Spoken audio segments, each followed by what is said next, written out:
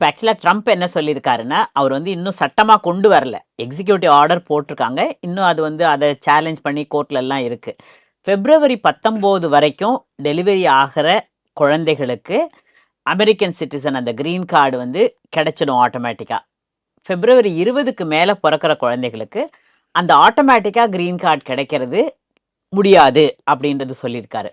அதனால வந்து நம்ம ஊர் ஆளுங்கலாம் என்ன பண்றாங்க, எங்களுக்கு வந்து சீக்கிரம் டெலிவரி பண்ணிடுங்க அப்படின்றது. கர்ப்பம் வந்து 40 வாரம். 37 வாரங்களுக்கு பிறகு வந்து அத நாங்க வந்து ஒரு நிறை மாதம் தான் சொல்லுவோம். 40 வாரம் தான் வந்து ஆக்சுவல் அ கர்ப்ப காலம் அப்படின்னா கூட, 37 வாரங்களுக்கு பிறகே அது வந்து நிறை மாதம். இந்த 37 வாரங்களுக்கு பிறகு டெலிவரி பண்ணும்போது, பெரிய பிரச்சனைகள் எதுவும் இல்ல. அட் ரிக்வெஸ்ட் சிசேரியன் சொல்லிட்டு, அட் ரிக்வெஸ்ட் சிசேரியனும் பண்ணுவோம்.